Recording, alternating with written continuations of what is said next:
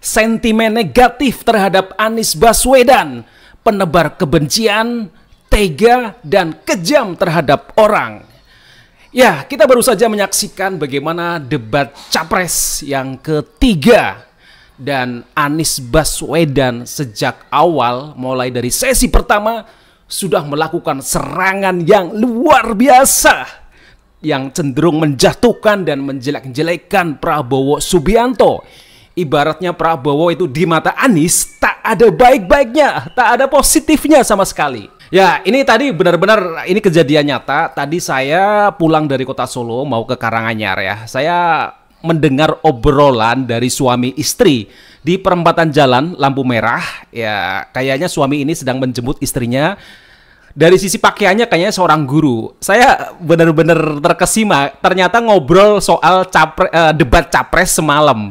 Jadi mereka beda pendapat. Bapak mengatakan, wah saya sama sekali nggak suka Anies. Obrolan ini pakai bahasa Jawa, cuma ini saya Indonesiakan. Wah, saya sama sekali nggak simpati sama Anies. Bener-bener dia menjatuhkan, menjelek-jelekan terhadap Prabowo.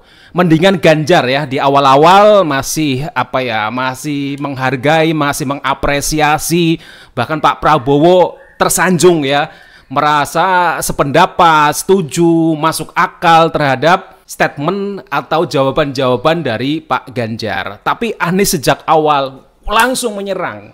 Jadi ibaratnya tadi yang saya katakan, bagi Anies, Pak Prabowo nggak ada baik-baiknya, nggak ada positifnya. Dan ini benar-benar keluar dari orang-orang yang mungkin melihat debat capres semalam ya. Artinya orang-orang yang menurut saya ini suara hati mereka, pikiran mereka, bahwa mereka pun tidak suka terhadap orang yang terlalu angkuh, congkak, sombong, mau menang sendiri, dan sukanya menjelek-jelekan, menjatuhkan orang lain, sama sekali nggak mengapresiasi, nggak menghargai. Dan sosok Anies menurut saya memang ya ini mungkin ya, ini merupakan sifat asli Anies Baswedan yang mungkin orang menilai bisa jadi pemelihara kebencian, kemudian orangnya tegaan dan kejam ya. Jadi tanpa ampun kalau ingin berambisi untuk berkuasa, dia seolah-olah menghalalkan segala cara dengan menjatuhkan orang lain, dengan istilahnya mengkerdilkan orang lain. Ibaratnya harga diri orang lain itu benar-benar direndahkan, apalagi di muka publik.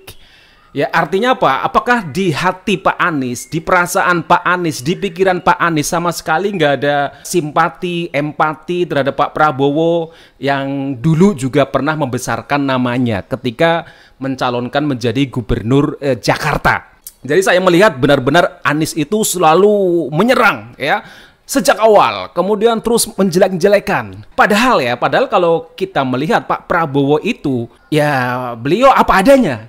Ketika memang lawan debatnya itu menurut beliau itu memang bagus, dia memberikan apresiasi, tidak langsung selalu beda pendapat gitu.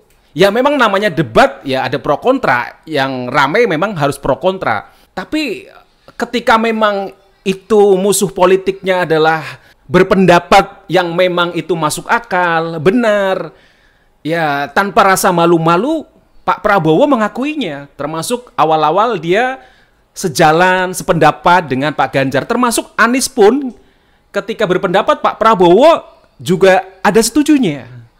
Tapi ketika Anies Baswedan sama sekali dia ingin selalu beda. Dan saya melihatnya itu sejak menjadi gubernur. Dia ingin selalu beda dengan Jokowi. Dia benar-benar menjadi antitesa Jokowi. Apapun yang dilakukan oleh Jokowi, pemerintahan Jokowi dengan kebijakan-kebijakannya, dengan program-programnya, itu salah di mata Anies Baswedan. Makanya mungkin ketika Anies menjadi presiden, saya yakin apa yang sudah dilakukan oleh Pak Jokowi, yang diletakkan dasar-dasar pembangunan yang dilakukan Pak Jokowi, barangkali akan di-cut semua, akan dihabisi semua, diganti semua, minimal namanya diganti, minimal programnya diganti, narasinya diganti, opininya diganti. Saya yakin begitu. Dan yang bisa menandingi Anies Baswedan ketika berdebat hanya satu orang menurut saya di Indonesia ini, yakni siapa? Rocky Gerung. Itu musuh sepadan dengan Anies Baswedan. Yang lain kalah dengan Anies. Ya, saya mengakui Anies sosok yang cerdas, yang pintar, lihai. Tapi tadi sisi negatifnya adalah Anies kayak benar-benar nggak punya rasa empati terhadap orang lain, terutama terhadap musuh-musuh politiknya.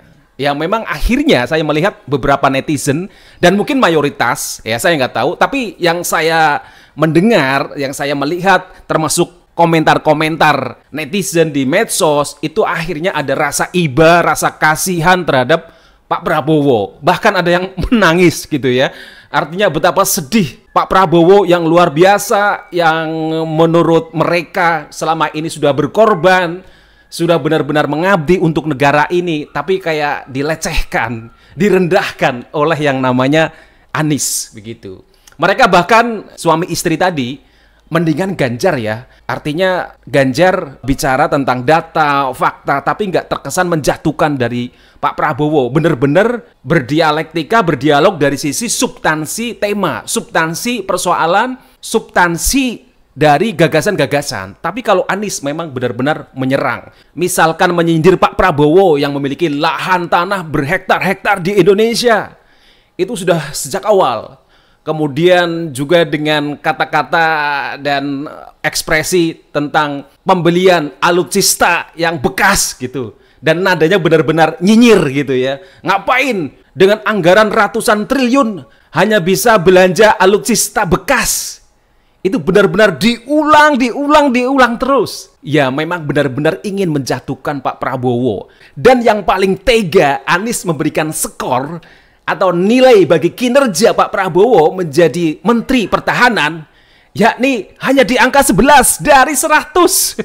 Bayangan saya 11 dari angka 10 gitu ya.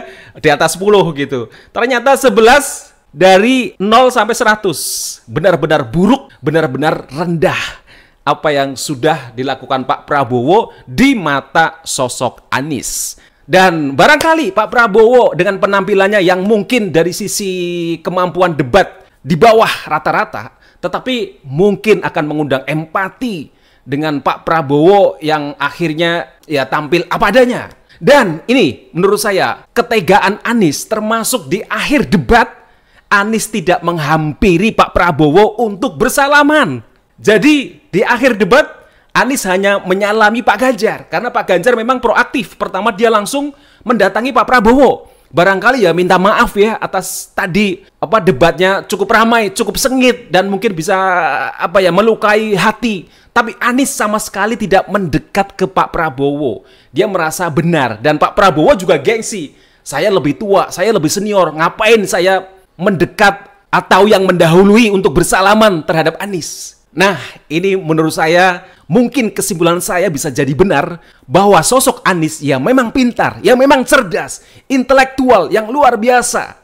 Tetapi di balik itu dia memiliki sifat yang kejam, penebar kebencian, tega, dan selalu menyerang orang lain dan menjatuhkan orang lain yang tidak sependapat atau yang disebut musuh-musuh politiknya.